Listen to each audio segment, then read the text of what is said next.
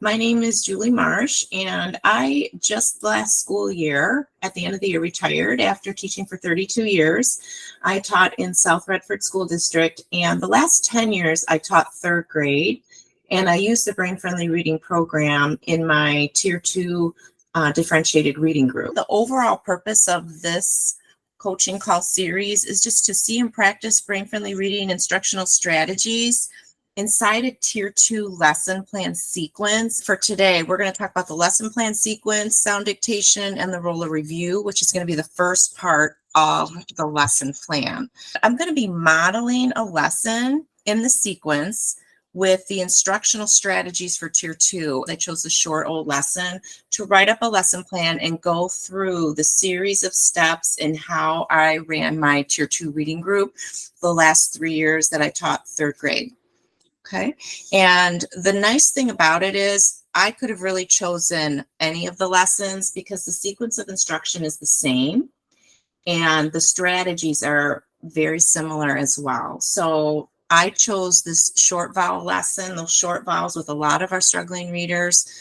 This short vowel series of lessons is really important to make sure that they have that really secure. For the lesson plan, I have a 3-day format of a lesson plan. So every skill I do over 2 days. So for the short O lesson that I'm going to be modeling for these coaching calls, in my classroom, it would have taken 2 instructional days. And then like if you have a third day, that might be a review day or progress monitoring. If you have intervention or you do this with the kids every day, there you can do a 5-day lesson plan and it's the exact same plan. It's just with 2 extra days. So again, I would take one skill like short O and I would do that over 2 days. And then I might be on to short I and I would do that over 2 days. And then if you wanted to do a Friday progress monitoring day or review, you could. So this is the lesson plan format that I wrote up for our time together.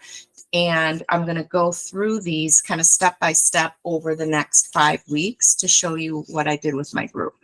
I wrote an example lesson plan just for short O. So you can see up here, it's on page 29 in the training companion guide, short O, and page 29 training companion guide. So for 2 days, I would be on this lesson.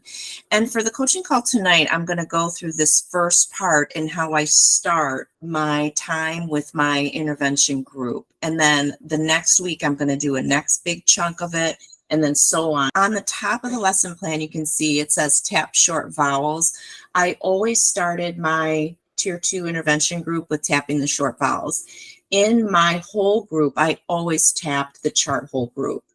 And in my small group, there was very limited time. So I wanted to make sure that with my small group, we didn't need to tap all of the charts because that took a lot of our intervention time. So I did that whole group because I wanted my whole class to have that experience. So I would tap the short vowels at the beginning of every session. So my small group, everybody would have a folder. We would tap our short vowels like this. We would, put your finger on the A and we would go through A, apple, A, E, H, E, I, H, I, O, octopus, A, U, Y, Jim, I. And then a lot of times we would then maybe go backwards. I would change the order around. So we always started this way. And the nice thing was the kids know the routine. So as soon as our time would start for group, they would just come and they would start passing folders out. They knew exactly what to do. So the routine became something that the students really took to. While they had their charts out with the short vowels, a lot of times I would also just do a little bit of seek and find. And I might say, okay, I want you to point to and then students would point to, or I might say and they would point, or and they would point, oh, there's 2 of them for that. So I did some seek and find on some of the days just to get another repetition in while the chart was out in front of us. So that's how I started the beginning of every class with my differentiation group. And then we would go to sound dictation. Dictation is an important part where you're isolating the difficulty and you're really seeing what sounds the kids know. And if they're having trouble with any of the ones that you're dictating, I would always write that in my lesson plan for the next day. Or sometimes what I would do is I would actually take one of my charts, and if I noticed during dictation or during tapping chart, if students were struggling, I might even write it on the chart. So I had a chart last school year, and I would write notes right on the chart if there were issues with some of the sounds as a way to keep track. And then on my lesson plan, I can come back in here and I can carry over anything to the next day if I notice students were having trouble. It's on paper or the whiteboard, or they would point to the chart. Okay, so if I said ah, the students would have to come back in and go ah, and they say the sound while they're writing the letter. Or if I said, okay, the sound is ah, then the students would have to say it back, ah, ah, and they would write it down like that. I might say whoop, and the side kids would whoop, and they would write it down. What I'm doing during this time is I'm noticing what they're doing. As the instructor, I'm not writing this on my board. I'm just showing you what I would do. But what I am doing is I'm watching the students, and if they're making mistakes, I'm noting that in my lesson plan so I can bring that into the next time with the students. If students maybe are kind of looking around or they're taking a long time and they're not sure, I can always get the chart back out for them. So if you need the chart as a scaffold, you can do that as well. So if students are really struggling with some of these, we might get our charts back out. I might actually point to, like the row it's in. I might give them the picture clue. You can do all of those things as a scaffold during the dictation.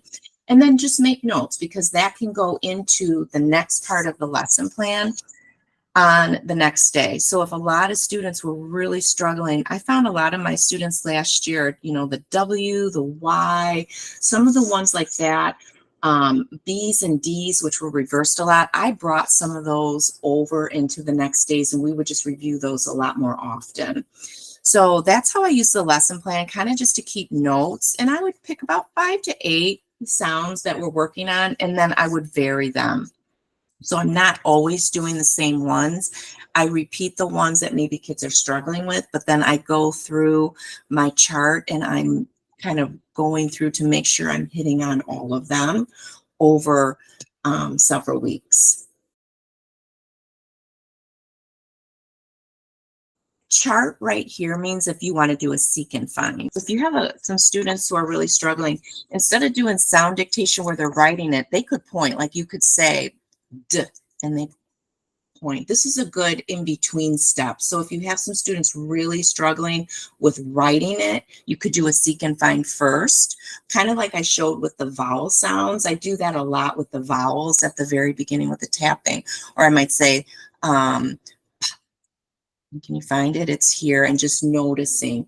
So when I did the dictation, I always did it with the whiteboard because I was able to with my group, but that's what chart here means if you want to do a seek and find.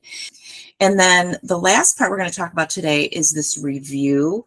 So the review portion is about 1 or 2 minutes. It's quick. So in my differentiated time, I had 30 minutes with my 3rd grade group. And that included transition time. It included cleanup time and lineup time and all of that. So the review was pretty quick because the bulk of my lesson is going to be down here in the new skill in the word study. But what the review is really great for is bringing in skills from the previous days or the previous weeks, or to bring in skills that the students were really having a hard time with. So if they were really struggling with something the day before, I always made sure to bring it into my review so they would get another repetition on that. So like on this one, just for an example, I wrote for the review, plurals, tap the sun and the rose 3 times, because in the short vowel lessons, there's always a section for plurals. So what I might have my students do is get their chart out again. And sometimes, even though I tap this whole group, I might say, you know what we're going to do today? We're going to actually tap the 2 sounds right here. So can you put your finger on the S, and we would tap this S, suns, S, suns, S, suns. Okay, and then we will tap, okay, we're gonna tap this one. S row Z, S row Z, S row Z. And if it's just one square like that, I like to tap it 3 times for the repetition. And we would talk about the 2 sounds of S, like, oh, it can sound like S, but it can also sound like Z, like rose. And that's a really important point with the kids, because in the plural part of those short vowel lessons, the S at the end of those plurals, some do sound like S, and some sound like Z. So for the students to know, if you're writing a plural and it sounds like a Z at the end, it's really written as an S. And so we might do that as part of our review, which I have it noted here. And then I have in this part of the scope and sequence, if you're on short O, you've already done the lessons with that short A and the short I.